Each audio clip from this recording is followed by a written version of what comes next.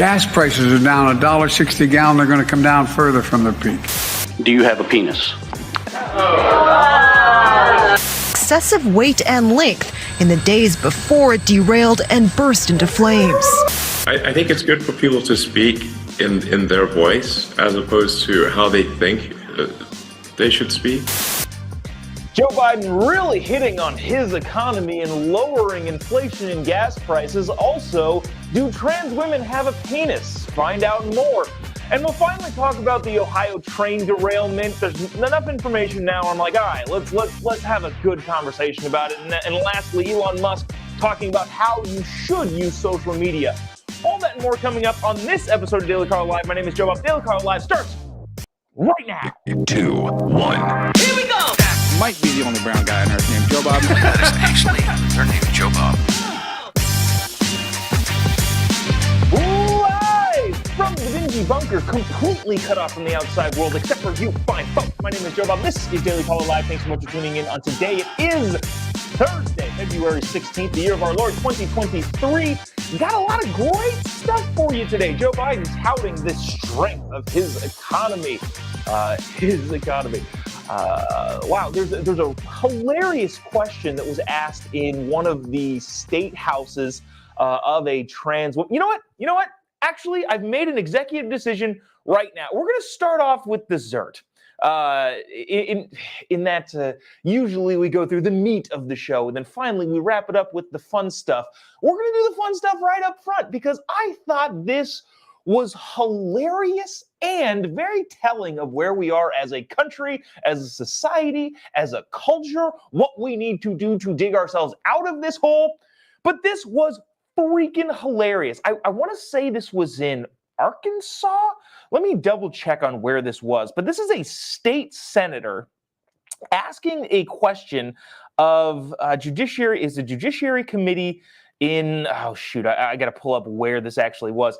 But this guy, the state senator, is interviewing or a trans person is testifying in front of this state committee and asked a question that I feel like all of us at least want to know, even if you are pro-trans whatever, right? If you're pro that, you're still freaking curious about this. I don't think that's just, I think that's pretty ubiquitous among most people. So that being said, finally, somebody just flat out freaking asked. What did he ask? Well, he asked this. This clip, I think, is fascinating in so many different ways. One, he asked the question that everybody wants to know. And two, the question was met with utter befuddlement, triggeredness, offendedness, anger by the person at the desk and also everyone behind them. So that being said, let me play this and we will have a fun discussion on the other side. A lot of you coming in on the comment section, really appreciate you doing that. Oh, by the way, yeah, if you haven't already, before I play this clip, would really appreciate you clicking the little like button that's down here and the little share button, and let us know in the comment section what you think. You wouldn't believe how much engaging with these posts really does help us out, whether you're on Facebook, YouTube, Twitter, where else are we streaming? Getter, we'll be on Rumble, I think, early next week, all over the place. So wherever you're watching, if you wouldn't mind clicking the little like button and the little share button right here, really does help us out. Again, you wouldn't imagine how much it does with the algorithms and such. Anyways, watch this and we will have a discussion on the other side. I would love to read some comments here after this. Check this out. You said that you're a trans woman. A trans female, yes, sir. Do you have a penis?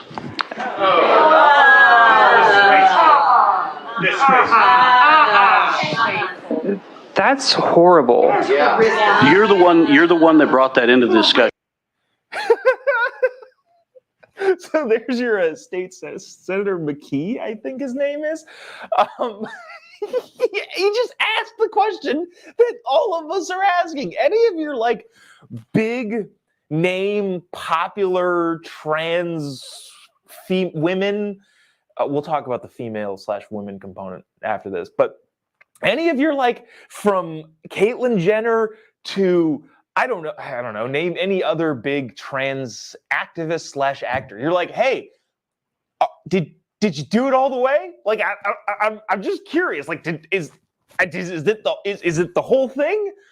I have a joke in my stand-up routine I'm not afraid of sharing it because it's already on the internet. I'm like, I know how to fix the problem of trans people in women's prisons, men in women's prisons, taxpayer-funded transition surgery for transgender inmates. And the reason being is, chop chop, and we officially alleviate all of the problems of rape, pregnancies, assault, sexual assault in the female prisons. So it's just a question that's on everybody's mind all the time. Mark says, we just want to know. Yeah. Let's see. Oh, geez. I don't condone this type of comment, Randy, but it is funny. He says, has a penis, but it's in a jar at the Smithsonian. There's a lot of people go on. Ryan just says, bruh. But again, asked a question that everybody has on their mind all the time. But I liked how offended they were.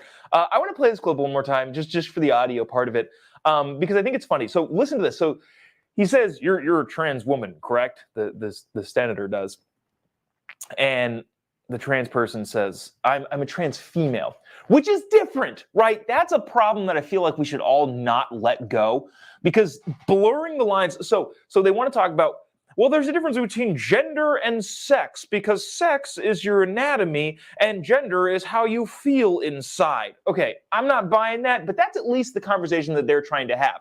So woman is different than female, because woman is a gender, which is a feeling in their world, right? In their world. Woman is gender, which is a feeling, and female is sex, which is anatomy, right? But they're trying to cross the two, because the entire objective of all of this is just to confuse the crap out of everybody and then make everyone so confused that they just accept it, which is dumb, and we should fight back and push back against it. So notice that they say, I'm a trans female. No, that's inaccurate. Like, even by your definitions.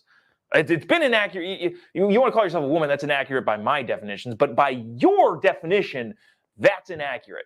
But listen to this, and then the groaning that I think you get is hilarious. One more time. You said that you're a trans woman. I trans female, yes, sir. Do you have a penis?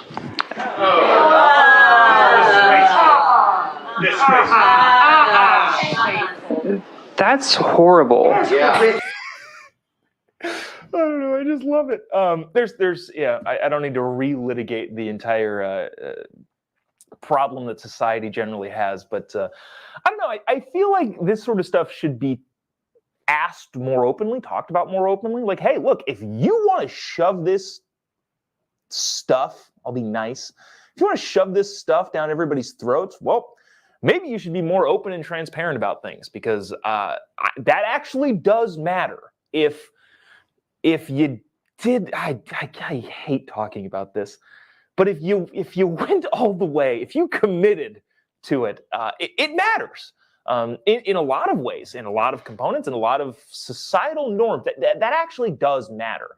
And to be offended by the question that is on everybody's mind is pretty gnarly. Okay. All right. Let's talk about this. Let's talk about this whole train thing in Ohio. I know I've said this a couple times. I pushed this off because I don't want to dive into the world of unknowns. So this train in Ohio that I'm sure you've heard about derailed on February 3rd. Is it February 3rd? You know what? Let me play this CBS clip. This is from CBS at night.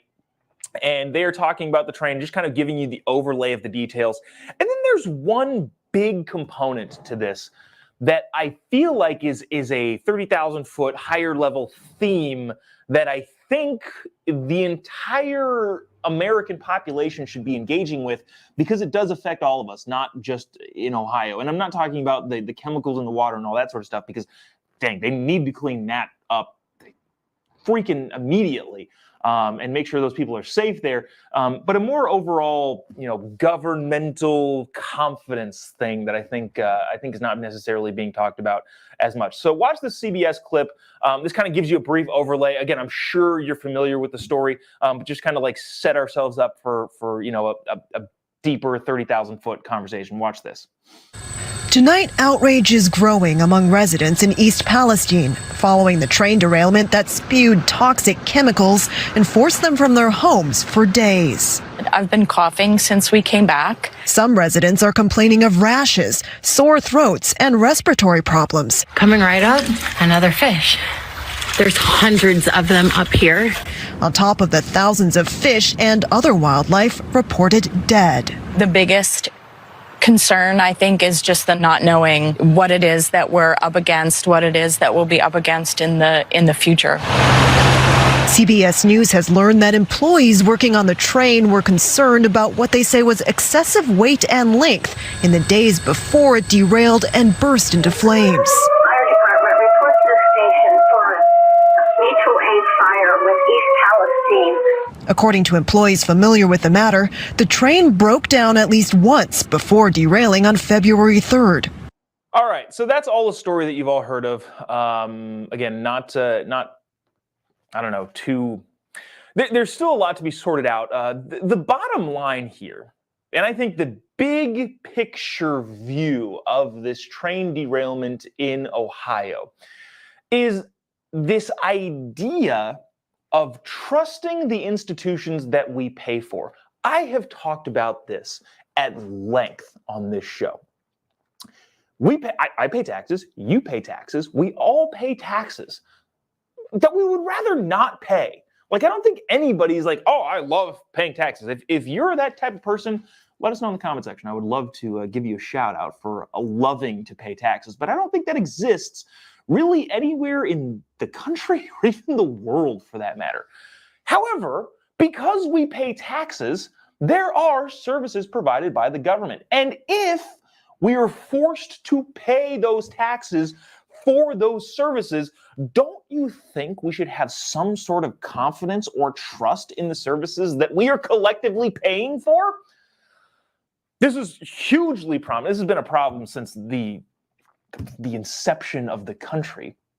But obviously more recently, in the last 3 years, the COVID pandemic.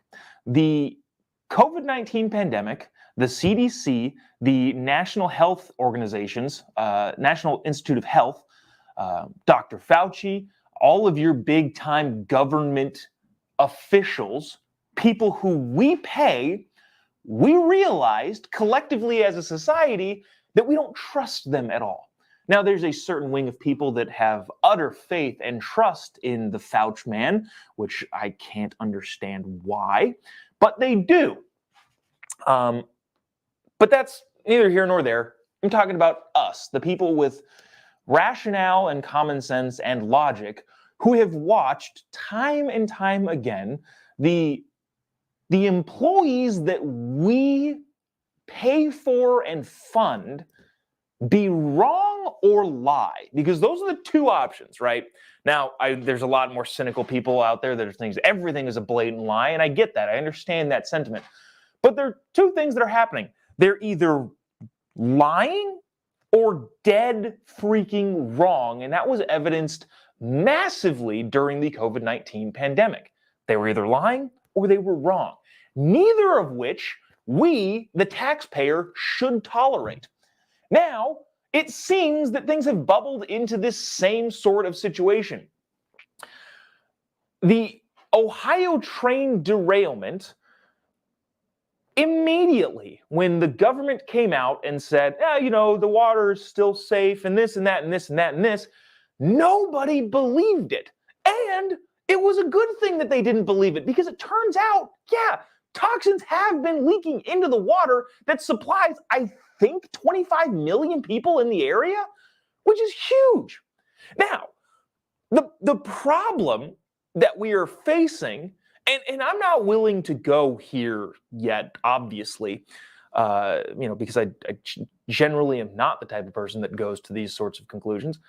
Because there is such a lack of trust evidenced in the last several years by the government, there's a lot of people jumping to the conclusion of, was this a planned thing? Like, I'm not ready to go there, but I understand where they're coming from, considering how poorly they've been treated by the people that we pay for collectively. Like I said, when the train first was derailed, there were news outlets out there parroting what the government said of, like, yeah, it's fine. This is just a small, minor cleanup thing. And then it took the internet to go, hold the phone. This is a much bigger problem.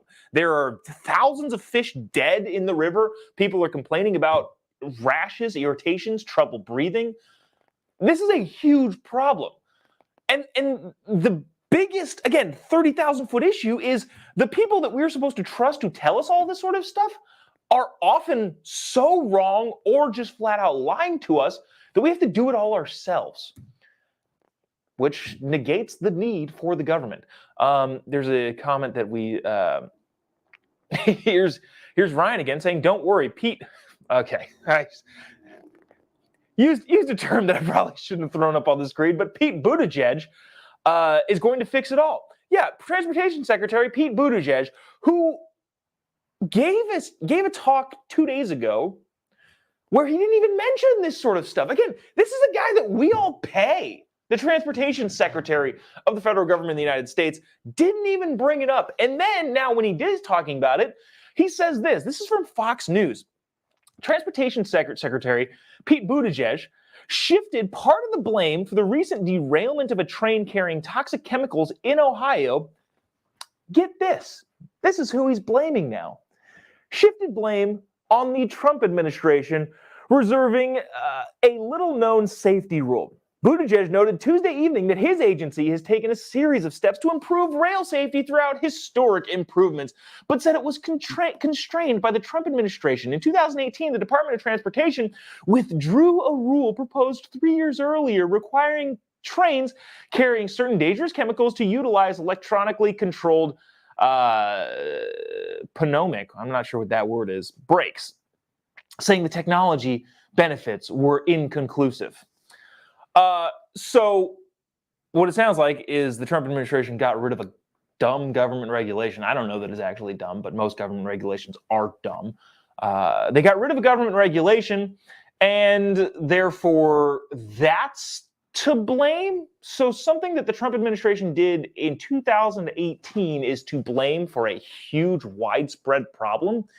I don't think so. And also, Pete, I don't think people are looking for you to figure out why it happened necessarily, and well, yet, that's not the primary concern as of right now. How do you figure out how it doesn't happen going forward? And how do you figure out, okay, well, what does the transportation department have in solving the massive problem that is a huge chemical leak into the water supply, the air supply, all of the stuff? Any thoughts there? Buttigieg tweeted, in the wake of the East Palestine derailment and its impact on hundreds of residents, which is hilarious. We're talking thousands, if not hundreds of thousands, if not millions, impact on hundreds of residents. We're seeing a lot of newfound and renewed interest in our work on rail safety. So I wanted to share more about what we've been doing in this area. And then he went on to talk about a bunch of stuff that is completely and entirely unrelated. So there's that. Like I said, I'm not jumping on the train that this is some bigger grand conspiracy, just because I'm not generally in that vein. But my biggest focus here is the fact that we pay for things collectively and we don't trust them to do. Not only do we not trust them, we actively disagree with them. I have another stand-up bit where we're talking about, like, look, there are things that the CDC says that I know are true. But if the CDC says them, I don't believe it. Like, there are things that I know are accurate. Like, if I punch myself in the face, it'll hurt. But if the CDC says if you punch yourself in the face, it'll hurt, I'm like, I don't think so. I don't believe that, which is a huge problem. And so I think the bottom line here and the solution focus should be, at what point do we collectively as a society not put up with it anymore? I don't know. And I don't know what the means to end that sort of stuff looks like. But I think it starts with not voting for people who continually want more government control over more parts of your life. That just seems like kind of the obvious fix to me. But I feel like I've jabbered on enough about that. Lot of stuff. Wow, a lot of people commenting. Yeah, it's floating down the river. Renee says now it's going down the river to the Gulf, killing everything. Again, look. It's difficult to get information, so I don't want to get on here and broadcast stuff that's still kind of speculation. But as this thing unfolds, we'll kind of, I guess, dive into more of what the problem actually was and why the media and the government didn't talk about it until our side, the freedom-loving side of the aisle, exploded on Twitter. So there is that. Donna says, sue, hold all of them accountable. Yeah, I agree. More difficult to do, easier said than done. So there's that. All right, I want to transition here. Hard transition, still with the Biden administration. I just want to bring this up because I feel like there's really no point to this other than, this can be like talk show fodder of, we all collectively say, can you believe this? This is crazy. And it is crazy. But at the same time, I think there's an underlying responsibility for the people who know better to let the people who aren't paying attention know what they know. And do it hopefully in a way that is actually convincing and not just straight up demeaning to make people turned off to what you're saying. But I don't know. I feel so. I want you to watch this clip. This is Joe Biden speaking from the stump. Now, this is not going to be surprising or shocking to any of us, but I think it's important to know that there is a new strategy in American politics, and it's not necessarily new, but it's more prevalent now more than ever. It is a strategy that is being employed by everybody in politics, including people on the right. Well, let me play this clip and we will discuss on the other side. If you haven't already, would appreciate you clicking the little like button and the little share button down here. Really appreciate you doing that. Really does help us out if you it helps us continue on in the algorithm, especially on Facebook. So if you wouldn't mind, that would be fantastically helpful. Check this out. Gas prices are down $1.60 a gallon. They're going to come down further from their peak. And inflation is coming down. Take-home pay for workers has gone up over the past several months. We got more to do, but I'm telling you, the Biden economic plan is working because of you all. All right, again, short clip, but I think kind of important. The bottom line here is this political strategy that's being deployed, especially by the current administration, is just say stuff. Doesn't matter if it's not true. Now, in the past, and I'll even give Obama credit, generally speaking, the president he would fudge numbers a little bit. I'm talking about Obama here, and pretty much every president, really. They would kind of fudge numbers and kind of work their way around and justify something based on some, kind of weird, hinky statistic. But in most cases, it wouldn't just be a flat out freaking lie. Like this right here. This new political strategy that's being employed is we're just gonna lie to people, because the bet is the people aren't going to do any sort of fact checking on their own. And I'm not saying this is calling for some mass fact checking thing, but the idea that modern citizens aren't going to aren't going to do a minimal amount of research. And I think that falls upon pretty much everybody to inform those people in a kind and gentle way of yeah, but this. Like when Joe Biden says, look, well, inflation is down. that it has nothing to do with what Joe Biden is doing. Remember, they spent more money. They tried to spend even more money than that, which would have made inflation go up, but they failed. And the Federal Reserve is jacking up interest rates, trying to choke off the economy, which hopefully works, by the way. I hope the Fed can figure out inflation despite Joe Biden and the administration doing everything they can to stoke the inflation flames. I hope they figure it out. But yeah, inflation has gone down despite, not because of Joe Biden's economic plan, despite Joe Biden's economic plan. But if you're just an average person watching this, like you just kind of catch it on the 30-minute evening news on your big major network, you'd be like, oh, well, yeah, his economic plan must be working. So it falls on the responsibility of those of us paying attention to inform other people out there of what needs to take place to actually fix problems, as opposed to just say you're fixing problems. Let's see. Do I want to get to this? Yeah, it's a long clip. Maybe we'll play it tomorrow. Yeah, I'm going to play this Elon Musk clip tomorrow because it's not really newsy relevant. It's just kind of interesting. He's talking about social media. Dang it. Speaking of social media, okay, there's going to be two clips we're going to play tomorrow. There's a whole... I'm not gonna call myself hilarious, but there was an Instagram clip that I posted that went nuts over the weekend and over the last week. But maybe we'll bring that to you tomorrow.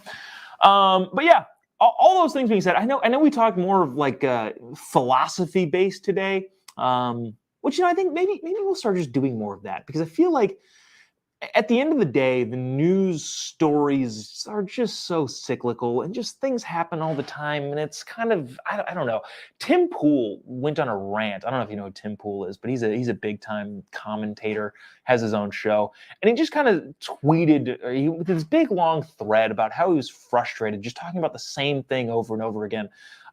And I kind of feel that way too.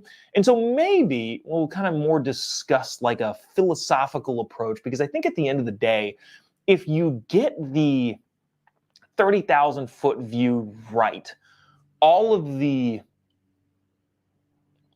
specifics end up working themselves out. Maybe that's what we should strive for as a country, to get the 30,000, get the reason why we're here correct. And then I think all of the other stuff ends up working itself out. Maybe that's the approach. I'm thinking out loud here. But anyways, thanks so much for tuning in. If you haven't already, would appreciate you giving me a follow on any of your social media platforms. Let's see, any show announcements.